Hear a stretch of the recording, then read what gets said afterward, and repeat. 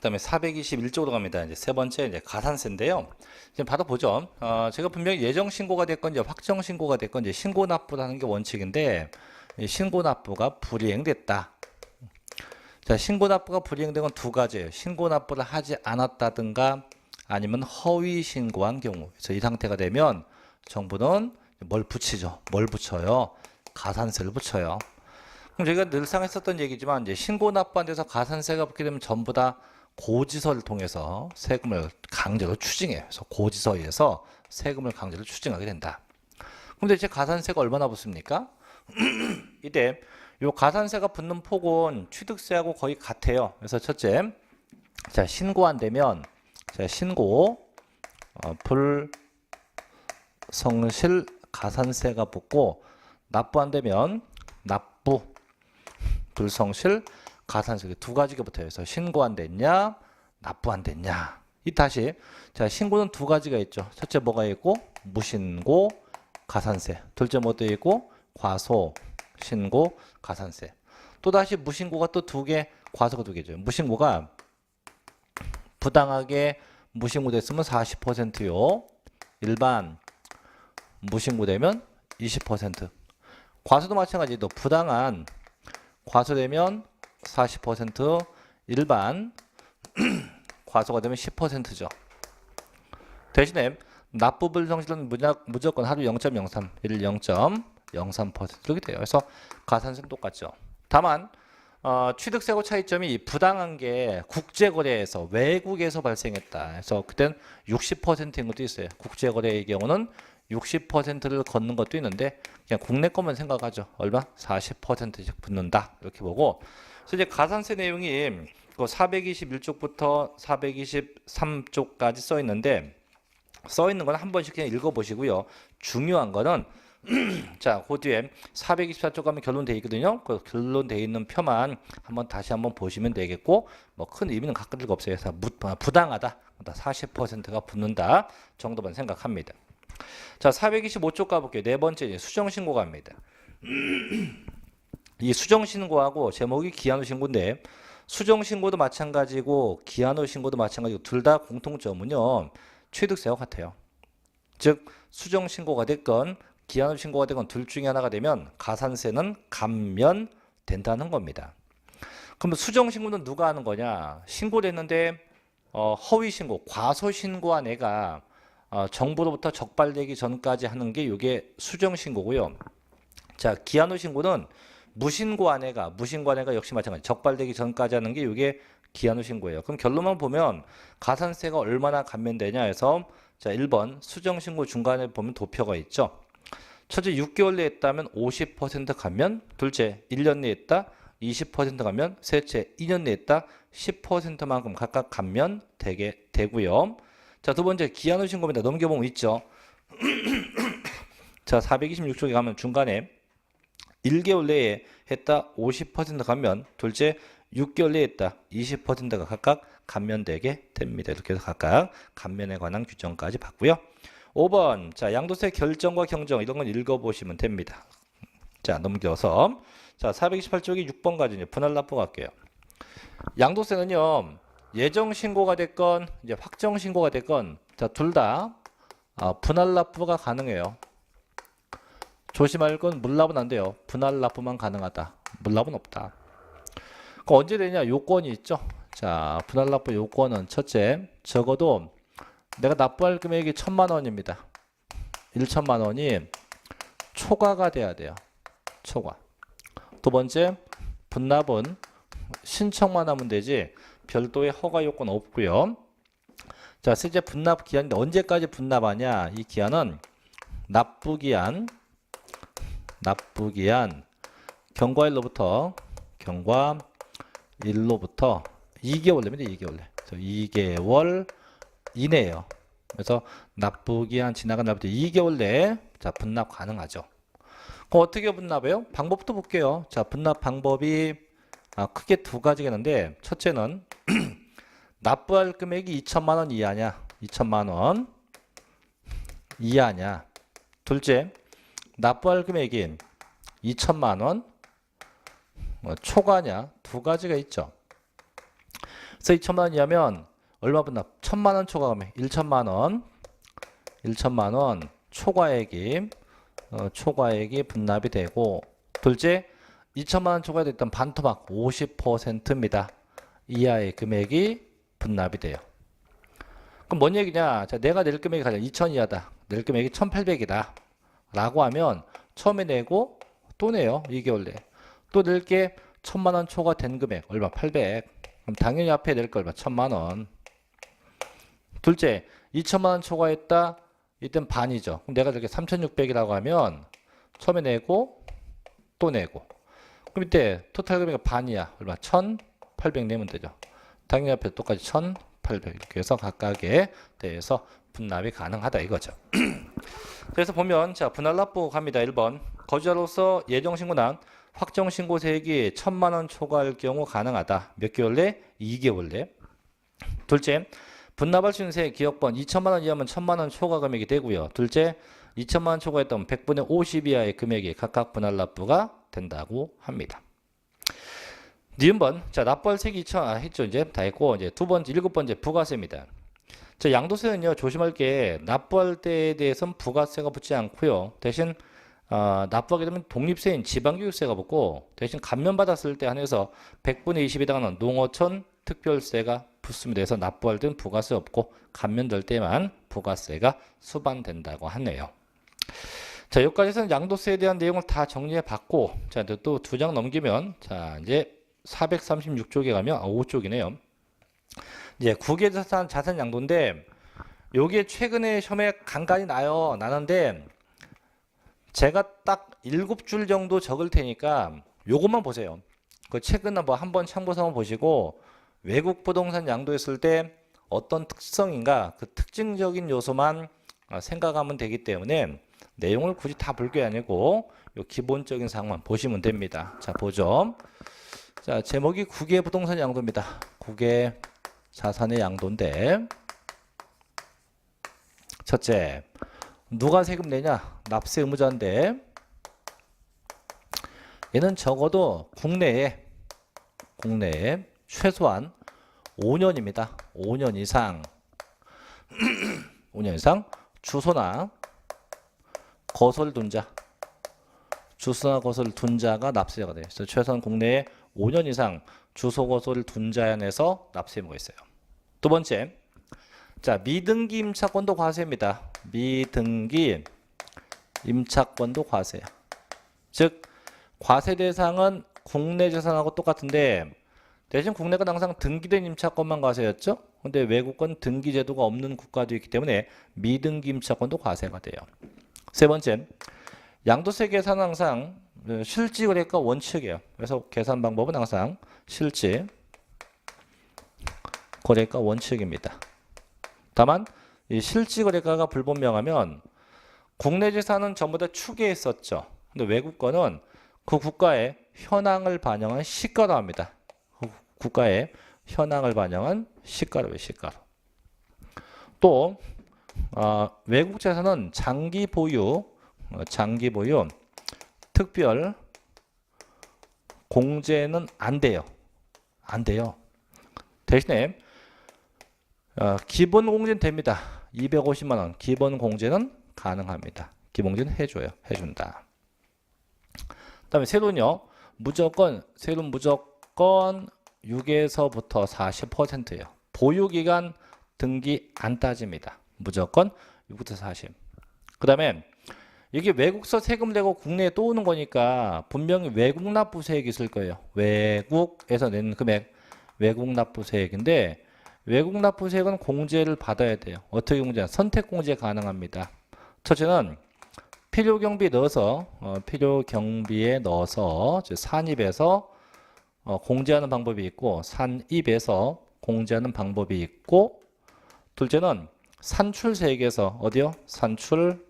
산출세액에서 차감하는 방법이 있다. 이렇게만 보시면 돼요. 하나 더 그 다음에 항상 원화 환산해야 돼요. 그래서 기준 환율이냐 혹은 재정 환율에 의해서 반드시 원화 환산해야 돼요. 기준이나 재정원료를 반드시 원화 환산해야 된다. 원화로 환산해야 돼요. 이렇게만 보시면 외국 부동산 양도는 전혀 시험 볼 때 지장이 없어요. 이렇게만 알아두시면 돼요. 그래서 그 뒤에 뭐 2페이지 정도 있는데 이 정도까지만 알고 계시기 바랍니다. 자, 이제 하나만 더 할게요. 저희가 이제 지난번에 소득세 할 때 앞부분을 안 한 게 하나 있는데, 자, 어디냐면 쭉 앞으로 가서 교재가 314쪽입니다. 사업소득인데 요거 마저 볼게요. 자, 314쪽에 이제 사업소득인데, 이 사업소득은 얘가 전에 이제 25회 때까지 났는데 26, 27 잘 안 났어요. 안 났는데 얘도 있으니까 뭐 간단하게 볼게요. 뭐 나중에 문제풀이 할 때도 보기도 하겠지만 이제 볼게요. 자, 사업소득 갑니다.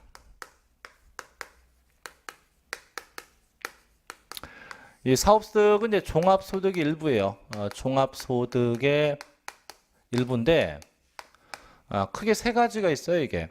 그래서 이제 사업은 장사꾼이라는 얘기인데 첫째는 뭐가 있냐면 부동산 매매업이 있어요. 부동산 매매업.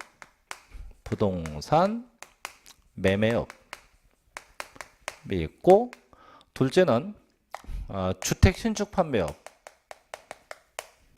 주택 신축 판매업.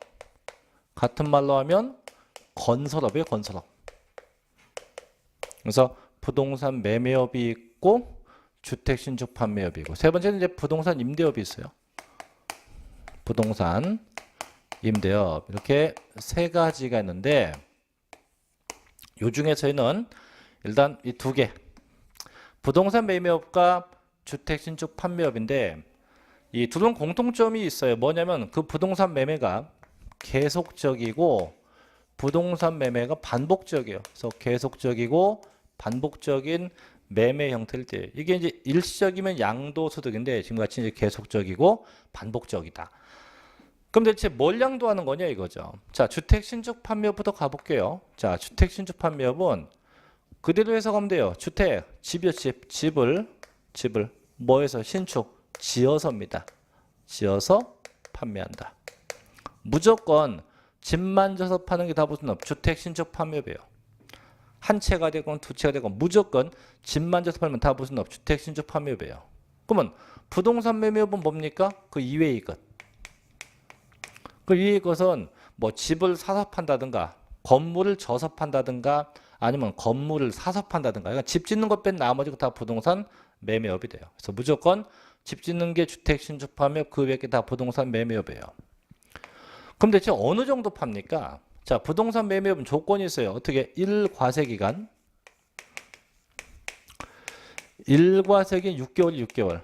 자, 적어도 6개월 동안에 한 번 이상 취득을 하고 적어도 2번 이상 처분. 적어도 한 번 이상 취득, 2번 이상 이게 반복돼야 돼요. 하지만 주택 신축 판매업은 이런 제도가 없어요. 무조건 집만 지면 돼요. 세 번째, 자 부동산 매매업은요 예정 신고, 양도세하고 똑같이 예정 신고 제도가 있어요. 근데 주택 신축 판매업은 그런 거 없습니다. 이 차이점이고 대신 둘 다 공통점도 있어요.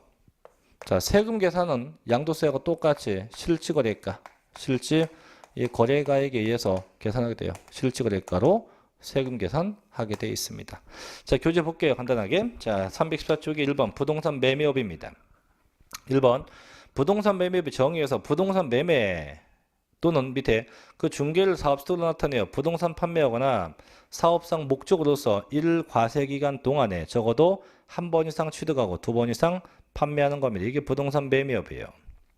두 번째, 부동산 매매업의 구분 1번 자기 토지 외 상가 등을 신축해서 판매할 목적으로 건축 중인 건축법이란 건물과 토지를 제3자에게 양도한 경우죠. 또 두 번째, 토지를 개발해서 주택지나 공업단지, 상가, 묘지 등으로 분할 판매한 경우도 있죠. 거기 어디 봐도 집 졌다는 얘기는 없죠. 세 번째, 그럼 언제가 양도식이냐? 양도세가 똑같아요. 대금 청산일로 합니다. 단지 왜 언제입니까? 등기, 등록 일, 언제 사용, 수익일로 하는 것도 있어요. 근데 원칙만 봐요. 언제? 대금 청산일이다. 자, 네 번째 양도가액 원칙이 무슨가? 원칙 실거래가입니다. 다만 그 실질거래가가 불분명하다. 그럼 예외이죠. 기준 시가로 하는 경우도 있어요. 그래서 항상 원칙은 실질거래가 원칙이 됩니다. 그거까지 보시면 돼요. 그거까지. 우측에 5번 뭐 계산 방법 뒤에 넘어가면 6번 예정신고 뭐 이런 건 뭐 읽어보시고요. 자, 이제 316조 두 번째 2번가요. 주택 신축 판매 똑같은 말로 건설업이에요. 보죠. 자, 주택 신축 판매업은 부동산 매매업과 달리 건설업에 해당됩니다. 그래서 예정신고 납부 의무도 없고 사업소득에 대한 기본세율만 적용합니다. 그래서 무조건 집을 져서 파는 거죠. 그럼 대체 뭐가 있냐? 1번 보니까 자, 주택 신축 판매업의 범위예요. 그래서 1번 한 동의 주택을 신축해서 판매하여도 건설업으로 본다. 둘째, 건설업자에게 도급을 줘서 판매해도 마찬가지입니다. 셋째, 종전부터 소유된 자기 토지 외에 주택을 신축해서 판매합니다. 넷째, 시공적인 주택을 양도할 때 그 주택의 시공 정도가 건축법에는 건물에 해당할 때. 다섯 번째, 신축한 주택이 판매되지 않아서 판매될 때까지 일시로도 1분의 전부를 판매한 후 양도했다. 그럼 우리가 1번부터 5번은 잘 보면 다 보여요. 전부 다 주택을 줘서 판다. 이게 다 무슨 업? 주택 신축 판매업이라고 합니다. 됐죠? 자, 마지막 세 번째 가면 돼요. 부동산 임대업 값게요. 자, 임대업은 자, 부동산 임대업은 부동산을 대여하는 거 대여해주고 일정한 대가를 받으면 전부 다 임대업에 해당돼요. 물론 등기 등기 안 따집니다. 무조건 부동산 등을 대여해주고 일정한 대가 받으면 다 부동산 임대업에 해당한다. 어떤 게 있나 볼게요. 자, 1번 대상인데 자, 첫째 부동산 토지와 건물입니다. 또는 부동산상 권리, 전세권 임차권이에요. 의 대여로 인해서 발생한 소득이에요. 그럼 결국 토지와 건물과 전세권과 임차권의 대여입니다. 두 번째, 공장재단이나 광업재단 대여입니다. 세 번째, 광업권자, 정원권자, 덕대가 채굴권 대여합니다. 네 번째, 자기 소유 부동산을 타인의 담보물로 사용하게 하고 대가 받습니다. 다섯 번째, 또 있어요. 넘기면 광고용으로 토지나 가옥의 역상, 측면 등을 사용케 하고 받는 대가입니다. 그 이유 없죠? 전부 다 빌려주고서 일정한 대가를 받으면 다 뭐가 돼요? 부동산 임대업에 해당이 돼서 세금 내야 됩니다. 다만 두 번째, 비과세가 있네. 318쪽에. 첫째, 논밭이에요. 논밭. 농지인데 농지는 대여되면 비과세입니다. 다만 얘가 대여가 돼도 조심할 게 있어요. 뭐냐면 대여를 하는 건 좋은데 반드시 그 임차인이 이제 빌려간 자가 농작물 경작에 써야 돼요. 저 빌려간 건 농지인데 농사 안 짓는다? 그럼 얘는 과세. 반드시 농지가 임대되고 농사를 져야 됩니다. 두 번째, 몇 개 주택? 한 개. 딸랑 한 개 주택을 소유한 자의 임대소득도 비과세입니다. 다만 그 한 개라고 해도 거기 기준 시가가 9억이 넘어간다든가 또는 외국에 있는 거는 무조건 과세입니다. 그래서 국내에 있는 9억이 넘지 않는 일반 주택일 때 한 개는 비과세돼요. 또는 세 번째, 해당 과세 기간의 총 수익 금액이 2천만 원 이하인 자도 비과세입니다. 얼마 이하? 2천 이하. 그래서 수입액이 주택임대 수입이 2천이 안 돼도 비과세예요. 그래서 한 개이거나 2천만 원 이하면 비과세. 하지만 얘가 기준 시가가 9억이 넘어갔다. 혹은 9개에 있었다면 전부 다 과세 대상에 해당하게 됩니다. 그럼 언제가 임대 수입식이냐 해서 우측에도 있네요. 첫째, 계약이나 관습에서 정해졌다. 그럼 정해진 날로 합니다. 둘째, 정해지지 않았다. 그럼 실질 지급받은 날로 하는 경우도 있습니다. 자, 네 번째, 수익금액 계산 어떻게 해요? 총 수익금액에서 공식 보니까 나오죠. 필요금액 빼는데 저는 그 총 수익금액 한번 볼게요. 자, 총 수익금액은 밑에 공식 보니까 319쪽 중간 밑에 있습니다. 임대료 더하기 간주임대료 더하기 관리비 수입 더하기 보험 차익인데 자, 기억번 임대료 다 알죠? 매월 받는 월세 합계예요. 월세 합계가 뭡니까?